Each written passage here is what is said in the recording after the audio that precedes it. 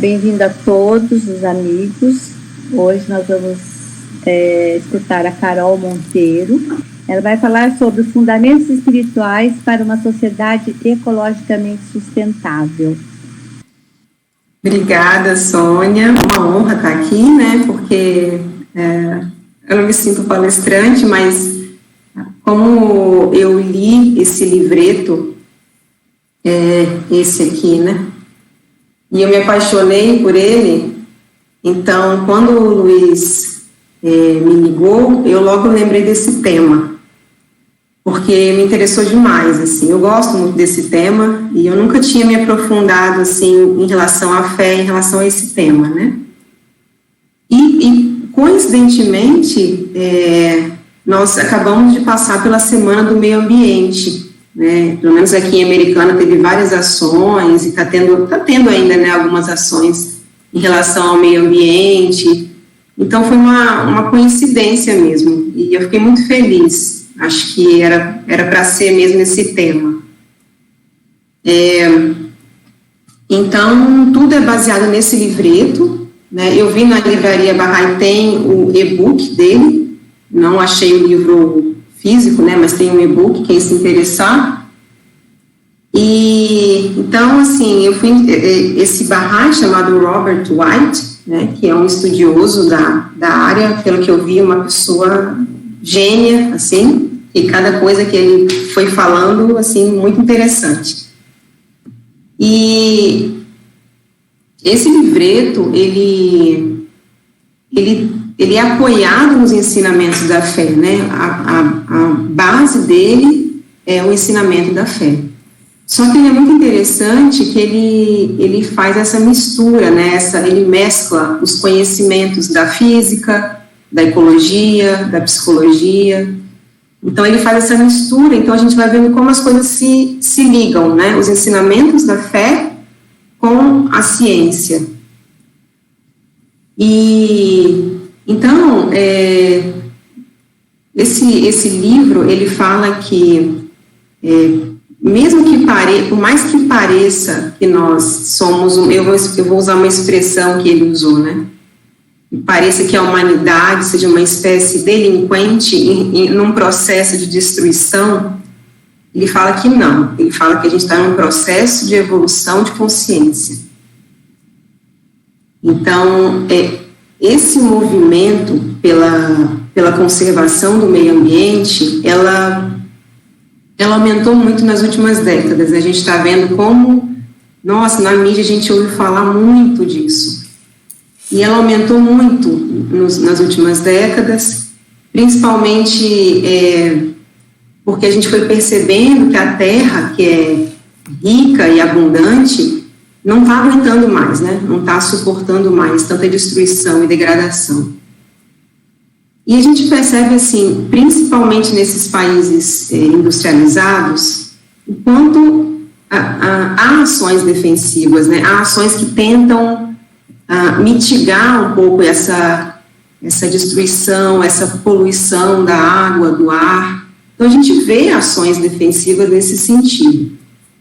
Mas elas acabam que, às vezes, até maqueiam um pouco esse processo que está acontecendo. É como se a gente pensasse numa doença, né, e focasse em tratar o sintoma daquela doença. Então, a base continua errada, né? Então, quando a gente, claro, há ações ONGs que fazem várias ações, eu nem sei onde a gente estaria se não tivessem essas ações, né?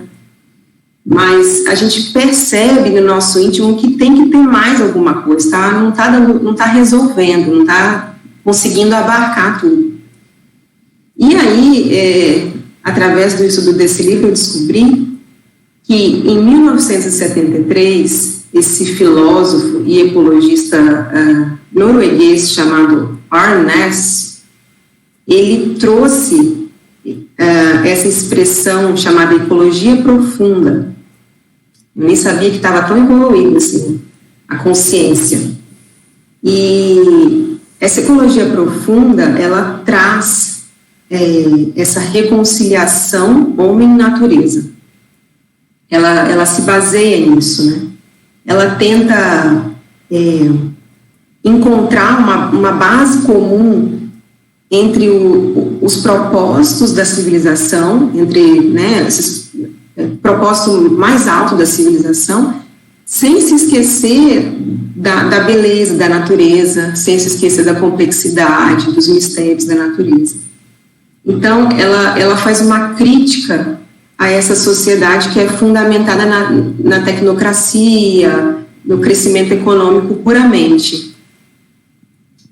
Ela tenta conciliar, né, isso tudo. Então, ela apela para essa transformação de consciência da humanidade, que é o que está acontecendo já, né?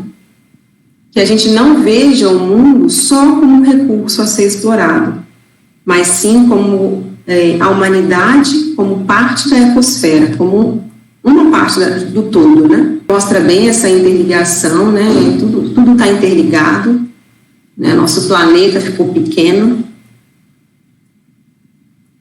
Então, esse trecho é desse livro, desses dois autores, Duval e Sessions, chama Deep Ecology, Living as if Nature Mattered. Ecologia profunda, vivendo como se a natureza importasse. Esse livro, pelo que eu percebi, ele é uma referência muito grande nesse tema, né? E ele fala assim, um pequeno trecho dele, né? Fala, para a ecologia profunda, o estudo do nosso lugar no lar da Terra inclui o estudo de nós mesmos como parte de um todo orgânico, recorrendo tanto às tradições religiosas quanto à ciência da ecologia. Ela afirma que, mais além de nossa compreensão estreitamente materialista e científica da realidade, tanto o aspecto espiritual como o material da realidade fundem-se num só. Então, isso é a ciência, né? Isso são os estudiosos falando. Vejam como eles já falam de aspecto espiritual se unindo ao aspecto material. Ele fala que estudar a nós mesmos como parte de um todo orgânico, que não é só material, né? Que é o espiritual e o material juntos. Aí nesse livro ainda, achei muito interessante, esses dois autores oferecem normas para tentar viver em harmonia com a natureza. Olha o que esses autores falam, eu achei impressionante, assim. Algumas normas para a gente atingir isso. Apreciar a natureza como possuidora de um valor intrínseco, tolerância da diversidade, estruturas sociais descentralizadas, não hierárquicas e autorreguladoras, tecnologias e economias de pequena escala e baseadas na comunidade, simplicidade de desejos e valorização das dimensões espirituais e religiosas. Mais uma vez, isso é a ciência falando, isso são as pessoas da área que estão falando, que chegaram a essa conclusão. Então, quando eu vi isso, eu falei, nossa, os princípios da fé, né? Tudo isso, assim, simplicidade de desejos, valorizar as dimensões espirituais, ver a natureza com o valor que ela tem, né? Então, é muito, muito bonito ver como a mensagem de Baha'u'lláh já permeia, né, os campos da ciência. Então, isso foi uma pequena introdução, né? E agora achei legal, o livro faz, né, essa perspectiva histórica de como tem sido o relacionamento humano com a natureza. Como que a gente chegou onde a gente está hoje, né? Então, ele fala que a gente viveu essa fase inicial ou infantil. Nessa fase, a humanidade era muito ligada ao mundo natural. A natureza era vista como a terra-mãe. O nosso grau de controle sobre os eventos naturais era limitado. Diria bem pouco, né? Grau de controle sobre os eventos naturais. As forças naturais, como trovão, relâmpago, chuva, tudo isso, cometas que surgiam no céu, tudo isso eram vistos como poderes mágicos ou mitológicos. A gente estava muito ligado aos ciclos da natureza, então esse senso de ordem cíclica era muito forte. A gente era ligado às estações, primavera, verão, outono, inverno, fases da lua. Então era uma ligação, uma conexão muito forte. Haviam cerimônias que celebravam criação e criador. E havia muita essa apreciação do poder e mistério do feminino. As mulheres eram vistas como guardiãs, né, como geradoras da vida. Então tinha tudo isso. Então era uma conexão muito forte, como uma criança com uma mãe, né? Essa conexão da infância, assim. Nós éramos muito conectados e sentíamos muito isso. Aí a gente foi, com o surgimento das grandes civilizações, a gente passou para a fase da adolescência, que a gente foi deixando essa, digamos, inocência de lado, né?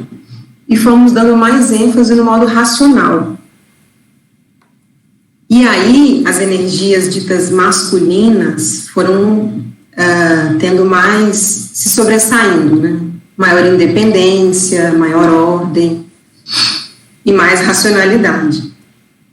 E por um bom tempo acreditou-se que nós, através da racionalidade, a gente poderia viver só através disso, só sendo racional. Essa era a base, né? Só que essa racionalidade foi a causa que nos fez nos sentir extremamente separados da natureza. Isso causou essa separação extrema. Só que, de forma muito paradoxal, isso foi também a condição para o desenvolvimento da consciência humana. Mas como assim, né? É que quando a gente pensa na fase da adolescência, o adolescente, ele quer romper com aquela inconsciência da infância, né? Ele quer mostrar que ele tem uma personalidade, ele quer mostrar que ele consegue, que ele quer se afirmar, né? E então, aquele ego que era frágil, bem fraquinho na infância, começa a aparecer. Então, se a gente pensar que a ciência se desenvolve nesse sentido, é como se a ciência fosse um adolescente querendo provar que consegue. Então, ela consegue dominar a natureza, eu consigo explorar a natureza, eu sou melhor que a natureza. E aí a natureza começa a ser classificada como um recurso para o desenvolvimento, uma ferramenta, um recurso, algo externo. Então, como eu disse, a ciência começa a se desenvolver nesse contexto, com essa radical separação entre o sujeito e o objeto, entre humanidade e natureza. A natureza, privada do espírito, se torna simplesmente matéria. Agora, nós estamos na fase adulta, nós estamos amadurecendo, né? E a gente sabe como o Bahá'u'lláh fala, né, que nós estamos na fase de maturidade, em tudo, até em relação à natureza. Então, agora, o nosso chamado é para que a gente pare com esse grau extremo de independência, com essa falsa sensação de onipotência, porque aí sim, se a gente continuar por esse caminho, aí vai destruir tudo, né? O propósito agora é abandonar essa fase e progredir para uma compreensão mais madura. Qual que é o nosso verdadeiro relacionamento com a natureza, né? Então, essas duas palavras, né, unidade e interdependência, são palavras-chave nesse momento que a gente está vivendo. Unidade e interdependência madura e consciente, que caracterizam a nossa fase adulta. Então, a gente tem essa figura que a gente vê muito na internet circulando, né? Eu achei que ilustra bem o que a gente... a fase de transição que a gente está vivendo, né? O ego, o homem achando que está acima, que é separado do todo, que não consegue viver tranquilamente de forma separada, independente, e a eco, né, que se a gente parar para pensar na ecologia profunda, tudo está junto, é tudo uma coisa só, não tem separação. Então, essa é o eco, né, é tudo um todo. Então, ilustra bem, né, essa fase da adolescência para a fase adulta. Então, como eu disse, a unidade, ela é a palavra-chave nesse momento que a gente está vivendo, né? E ela é o princípio basilar da fé Bahá'í. Então, no século XIX, quando Baha'u'lláh declara-se um mensageiro de Deus para essa época que a gente vive, ele afirma que nós temos essa capacidade espiritual e física. Nós temos total capacidade de nos unirmos fisicamente e espiritualmente, dentro da gente e do mundo, né? Então, tem alguns textos aqui de Abdu'l-Bahá que trazem um pouco disso, né? Abdu'l-Bahá, que é o filho de Baha'u'lláh, Abdu'l-Bahá fala, nas escrituras sagradas há inúmeros textos sobre unidade, né? Como eu disse, é a base da fé, é a mensagem de Baha'u'lláh para esse tempo, né? Então, nós temos esse trecho de Abdu'l-Bahá que fala assim: associação, harmonia e união são a fonte da vida. Se ponderardes sobre todas as coisas criadas, ireis observar que a existência de cada ser depende da associação e combinação de diversos elementos, cuja desintegração irá acabar com a existência daquele ser. Então, vejam, associação, harmonia e união, fonte de vida. Tudo que junta é vida, tudo que separa é morte, né? Aqui Abdu'l-Bahá faz um exemplo com o corpo humano. Compara tu o mundo da existência com o templo humano. Todos os membros e órgãos do corpo humano ajudam um ao outro. Por isso a vida continua. Da mesma maneira, entre as partes da existência, há uma maravilhosa conexão e intercâmbio de forças, que são a causa da vida do mundo e da continuação desses fenômenos incontáveis. Então, é um exemplo tão simples, mas tão poderoso. A gente pensa no nosso corpo, não tem como um órgão falar que é mais importante que o outro. Por isso a vida continua, um ajuda o outro, né?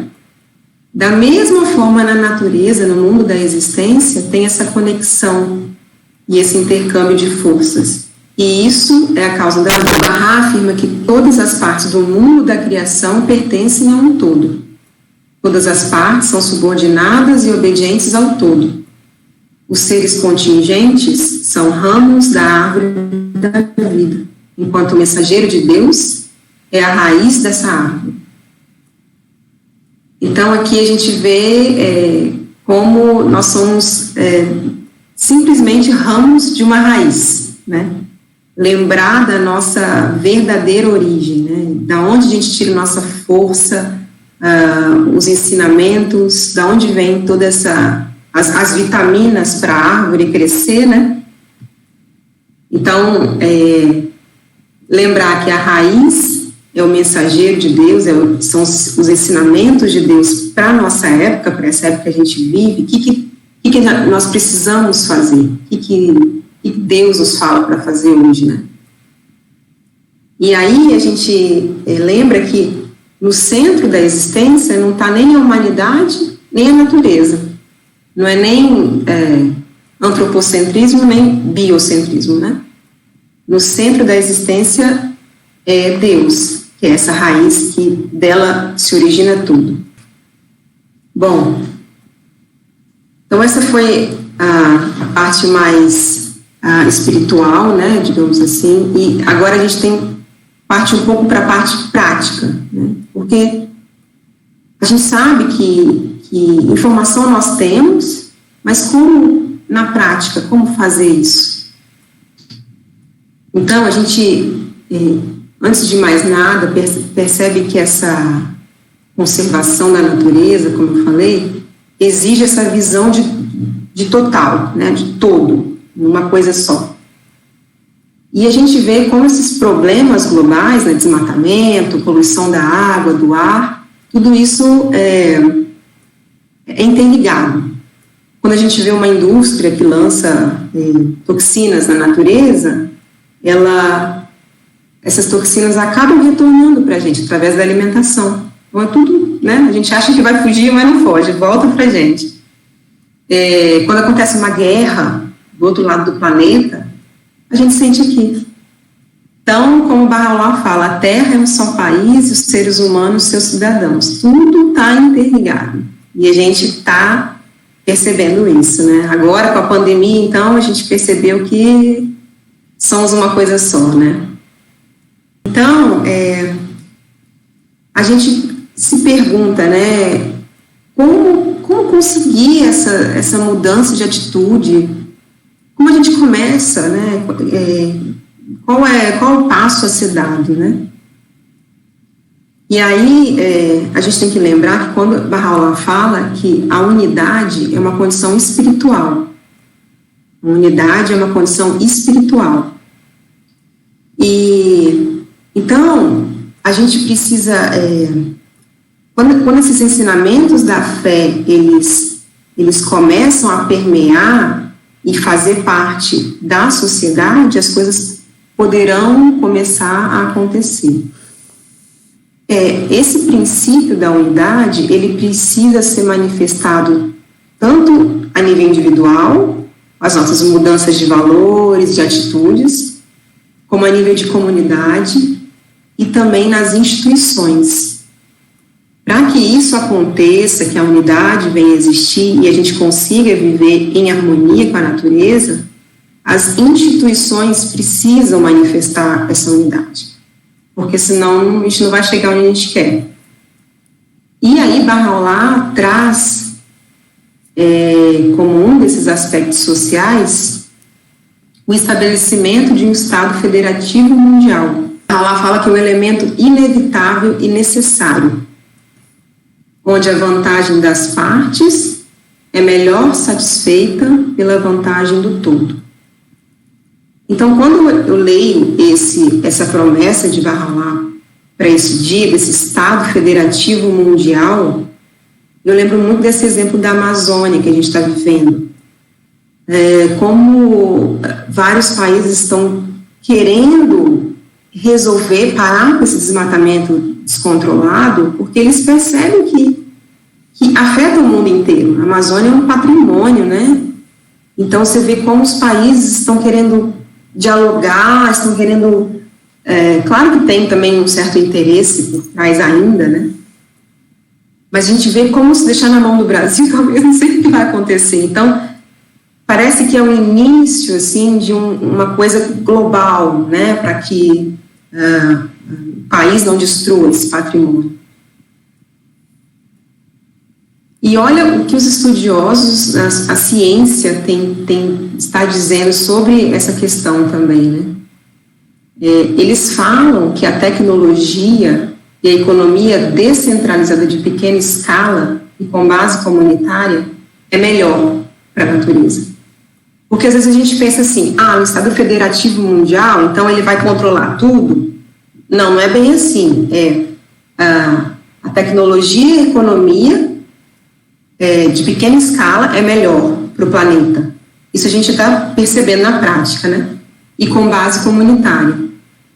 Por quê? Essa consciência ecológica, essa noção de preservação, ela acontece melhor na tradição minoritária.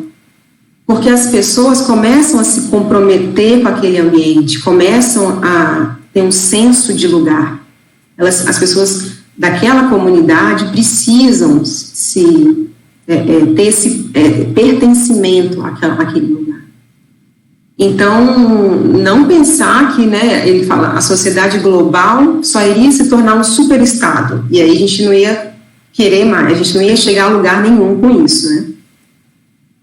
Então, ao mesmo tempo que tem Estado federativo, que tem esse controle global, mas não deixaria de existir as pequenas comunidades, né? E a fé Bahá'í, ela fala exatamente isso, que a fé, ela é completamente ciente das culturas de cada lugar, das características do lugar. Ela não ignora, pelo contrário, isso é algo rico, que tem que ser considerado.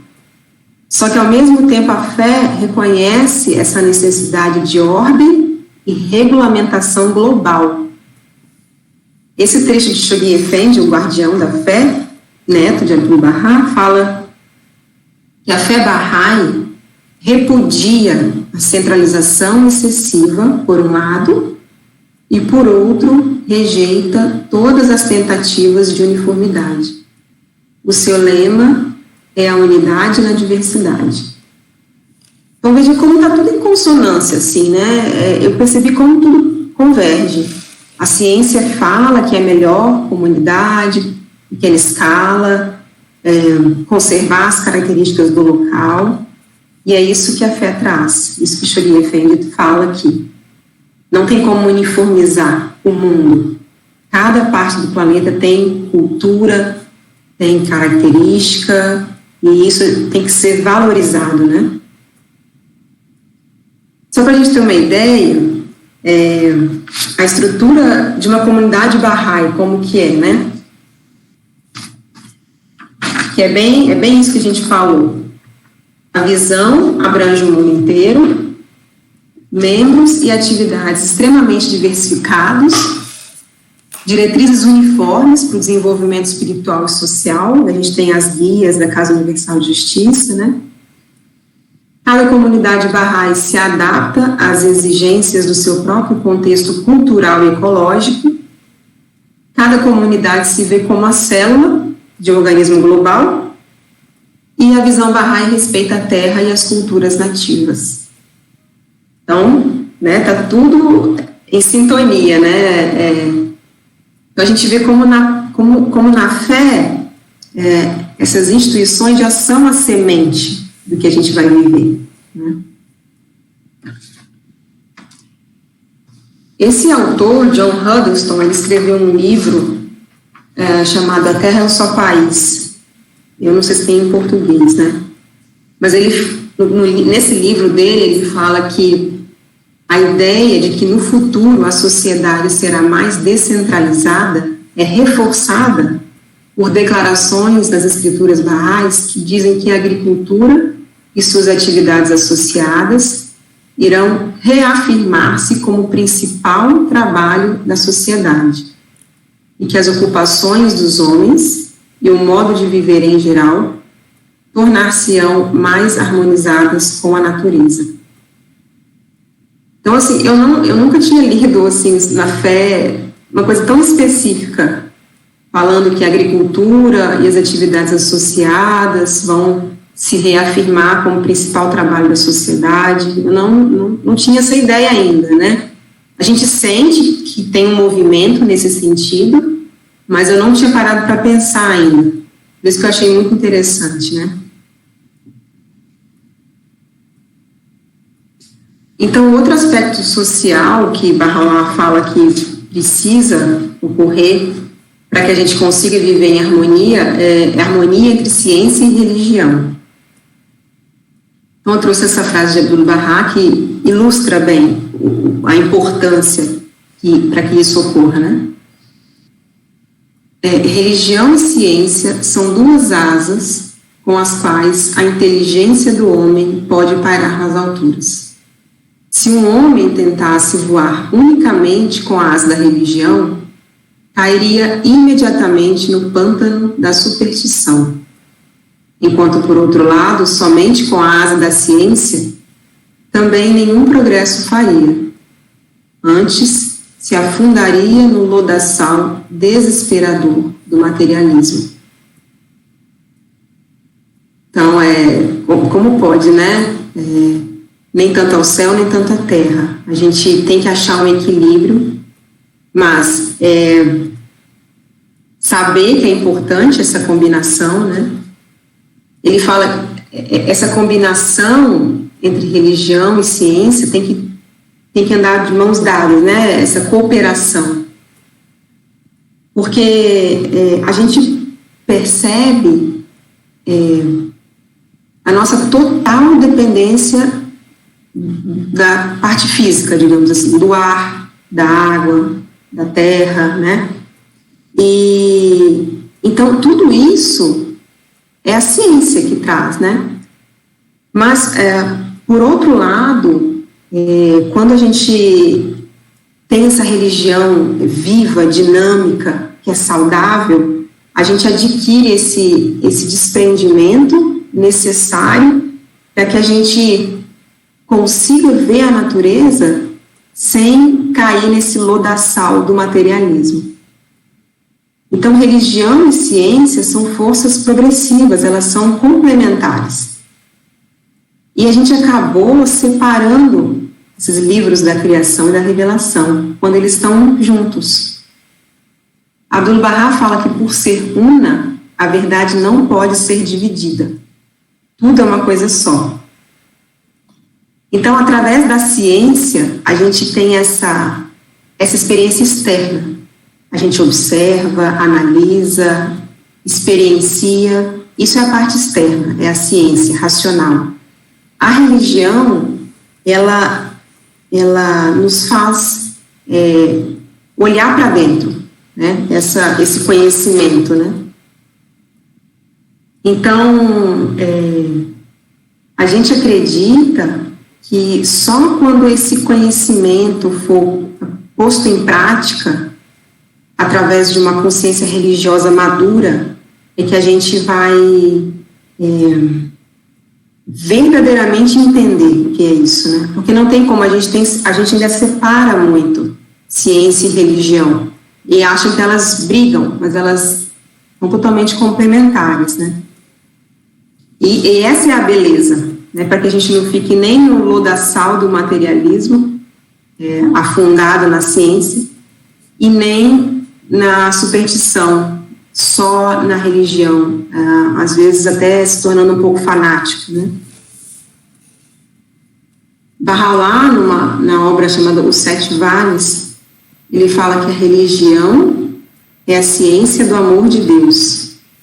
Olha que lindo, né? Achei muito bonita essa frase, como as duas palavras nessa frase, né? A religião é a ciência do amor de Deus. A gente vê como que religião é necessário, né? Essa religião saudável, viva, que traz ensinamentos para a gente pôr em prática, como a gente pode fazer, que caminho tomar, né?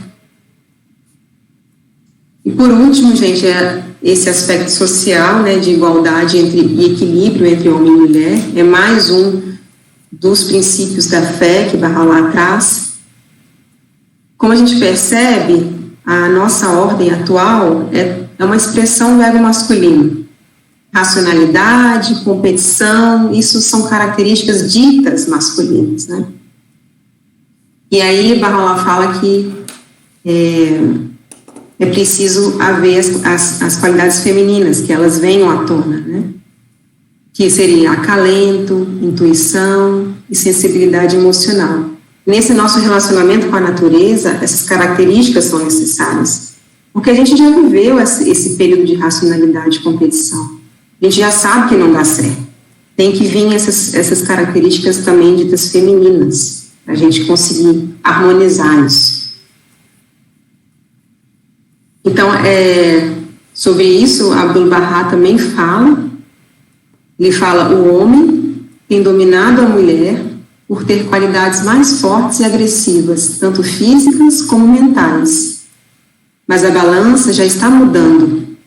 A força está perdendo seu peso, e a agilidade mental, a intuição e as qualidades espirituais de amor e serviço nas quais a mulher é forte, estão ganhando ascendência.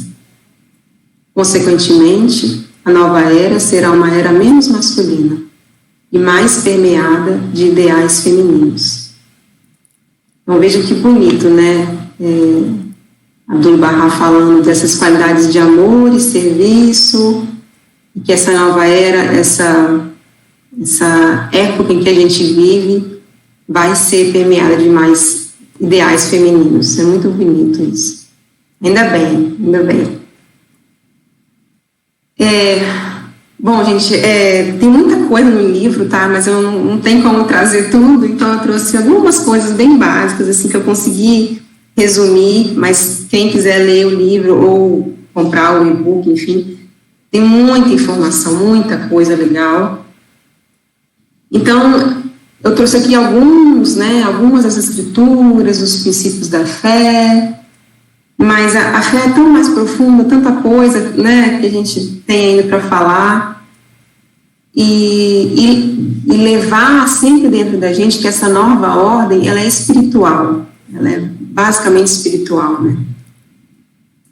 E esse poder de transformação que tem na fé, dessa harmonia, né, entre o homem e a natureza, ela tem como base essa unidade entre a realidade física e a espiritual. Esse é o eixo que a gente tem que lembrar.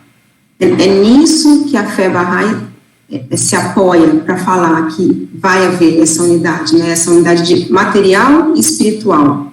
É uma coisa muito, muito sóbria, né? Não é nada muito utópico, é algo que vai acontecer. Então, lembrar que a natureza é uma representação física de uma realidade espiritual, né? Tudo que a gente vê reflete algo espiritual.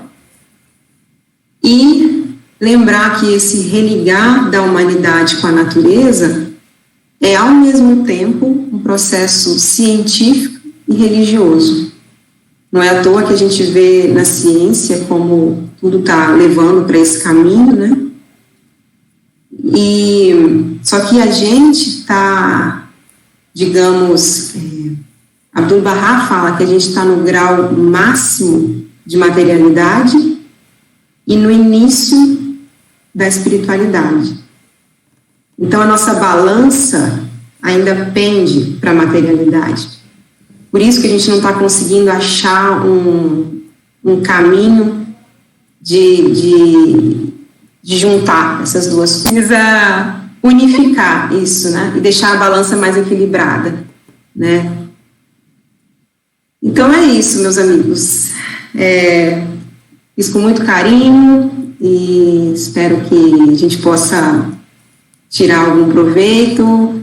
Eu fiquei muito feliz que quando a gente estuda, a gente aprende mais, né? Então, agradecer mais uma vez aí a comunidade de Piracicaba. Obrigada, gente. Obrigada, Carol, foi lindo. Bastante reflexivo, né? Bastante reflexivo. Alguém gostaria de comentar alguma coisa? Obrigada. Por enquanto, obrigada, Carol. Foi maravilhoso mesmo, bastante reflexivo. Vai ficar pensando bastante a respeito. Muito lindo. Claro. Alguém gostaria de falar, por favor? Gostaria de falar. Boa noite. Mário. Oi, boa noite, Mário. Então, Mário pediu a palavra primeiro. Narine e Ângela. Não, pode ser a Nahi, pode ser a Nahi. Pode ser. Olha o gente lá, oferecendo primeiras damas. Nahi, pode falar, meu Deus. Obrigada, Vitor. Boa noite a todos. Eu só queria agradecer à comunidade de Piracicaba e Carol. Amei. Nossa, foi muito bom. Obrigada mesmo. Só isso. Obrigada, querida. Mário. Bom, tem 3 aspectos. Primeiro, eu queria parabenizar a Carol pela síntese fantástica que ela trouxe, essa reflexão sobre essa interrelação fundamental, a raiz sendo o Espírito Santo através do mensageiro de Deus e o desenvolvimento dos frutos, sendo as qualidades divinas, né, que trazem uma nova civilização, que tece novas instituições, algo extraordinário, né? E eu queria só colocar 3 aspectos que me parecem muito relevantes. O primeiro é o aspecto da busca da compreensão, da busca do sentido da vida, né, que é a proposta da filosofia, né? Só que a filosofia vem do ponto de vista o ser humano não dependendo de nada, né, apenas dependendo da sua cognição, da sua capacidade de, digamos, se referenciar à realidade, ao seu universo, e a partir daí, através da compreensão, ele desenvolver uma razão de viver, porque ele está sempre confrontado com a morte, né, enquanto os animais já vivem. Essa questão da realidade, Abdu'l-Bahá apresenta de uma forma fantástica quando ele olha para o mundo e os 3 estados do mundo, né, o reino mineral, animal, vegetal e animal, dizendo que todos esses reinos estão sujeitos à mesma lei da composição e decomposição, né? Então, ao longo do tempo, tudo muda. Então, o que nós olhamos, que tem ao nosso redor, é constantemente mutável, no mesmo nível geológico. Ou seja, essa mutação significa que aquela realidade não é a realidade. Porque tudo o que se constrói, se destrói, né? Então, que na realidade, o que sobra disso é a consciência humana, que é a única realidade, que é, de fato, a alma racional. É fantástico isso, que a alma não é composta, né? Enquanto tudo que nós vemos é composto. Então, essa primeira questão é a questão da natureza da nossa visão de que é realidade. A segunda questão é em relação a essa visão micro, né, que Baha'u'lláh nos coloca células do mesmo corpo, né? Se você, Carol, colocou a questão maravilhosa, né, da analogia com o corpo humano, onde cada parte faz a sua parte, o conjunto, né? Mas, na verdade, quando o Baha'u'lláh disse que somos células do mesmo corpo, ele diz também uma outra coisa, que junto a isso tem uma mensagem poderosíssima. Enquanto Cristo fala, ame o próximo, o Baha'u'lláh disse, prefira o próximo. E quando a gente prefere o próximo, naturalmente nós oferecemos a nossa vida ao próximo. E nesse oferecimento, a gente recebe imediatamente de volta do universo. Porque somos células do mesmo corpo. Então, o que eu faço a uma outra célula, eu faço a mim mesmo. Então, enquanto as pessoas lá fora vêm a dizer, mas vocês Baha'is são muito idealistas, essa é uma utopia, não vai funcionar nesse mundo, cadê esse negócio da unidade mundial e tal? A gente sabe que Baha'u'lláh está trazendo uma nova raça de homens, uma nova percepção. Os primeiros Baha'is eram tão firmes, igual montanhas, que nada, quer dizer, o mundo material não era nada para eles, absolutamente nada. Porque, de fato, não é nada, é um campo de treinamento apenas. Nós não podemos dedicar a nossa energia totalmente nisso, precisamos apenas para sobreviver, dignamente. Muito bem, então, essa questão da micro, né, a nível celular, essa visão que Baha'u'lláh descortina, essa injunção de experimentar o preferir o outro, é algo extraordinário que não se vê na história da humanidade, não existe isso. Essa é uma nova criação. E ela é perfeitamente coerente. Hoje, desde as lideranças mundiais até os seres humanos cidadãos, o que prevalece é a luta do mais alto. O peixe grande come pequeno, então todo mundo vive numa constante posição de insegurança. Então se arma em todos os sentidos. Então há uma competição desde o início desde o berço até o fim.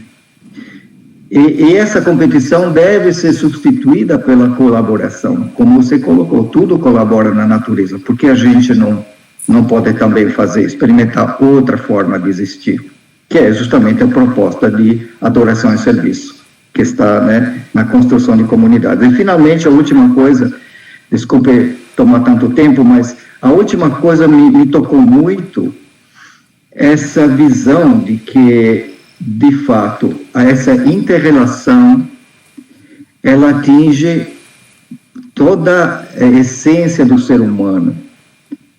E isso é maravilhoso quando a gente olha para as comunidades tradicionais indígenas, com que tenho tido o prazer de trabalhar nos últimos 40 anos. E o que a gente percebe? E Abdu'l-Bahá, algo que muitos de nós não conhecemos, tem uma escritura de Abdu'l-Bahá, onde ele diz: há dois povos do mundo, dois povos. Os povos são os povos do livro, os povos que receberam mensageiros divinos, e seus ensinamentos foram codificados, né, o Zendavesta, o Pentateuco, a Bíblia Sagrada, o Evangelho, o Corão e os nossos escritos Bahá'í. Então, o povo do livro, né, recebemos, e isso foi sistematizado. E, finalmente, o povo, um outro povo, cujo livro é a Mãe Natureza. São os povos tradicionais. Tenho conversado muito com lideranças indígenas, etc. Essa é exatamente a visão. A gente fala para eles: olha, a visão que Baha'u'lláh traz é a mesma visão que vocês têm, porque vocês perceberam da natureza, que é um espelho da realidade espiritual, as leis que permitem o desenvolvimento do caráter verdadeiro e da direção ao seu Criador, e essa transformação individual traz uma transformação coletiva. Só apenas que agora Baha'u'lláh veio para juntar essas duas populações, os povos do livro e os povos cujo livro é a Mãe Natureza. Isso é fantástico.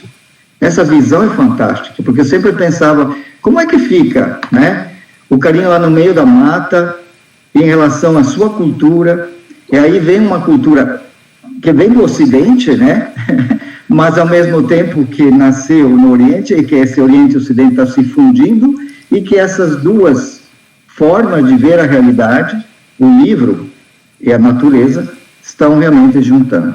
E isso é maravilhoso, porque tem N profecias que são comuns ao que acontece na fé Bahá'í e ao que aconteceu nas comunidades indígenas. Por isso que muitas comunidades indígenas estão entrando na causa. Então, eu queria terminar nessa visão, né, que realmente discutir um novo momento na nossa história, onde efetivamente nós estamos rodeados de evidências. Rodeados. Na neurologia, né, os cardiologistas, a Sociedade Brasileira de Cardiólogos, há 6 meses atrás, pediu que cada cardiologista investigasse a vida espiritual de cada paciente. Por quê? Porque mais de 90% dos problemas cardíacos estão ligados a emoções. E as emoções que pautam realmente as doenças que nós temos no nosso organismo. Isso é conhecido. Mais de 90% é psicossomático.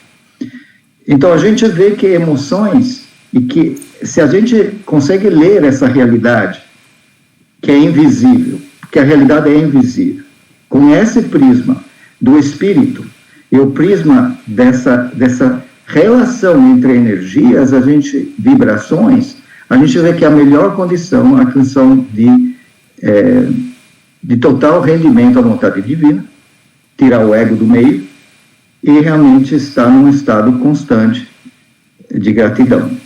Porque aquelas energias da gratidão realmente transformam. E quando a gente ora por a gente ora para todo o universo, que é uma questão realmente quântica.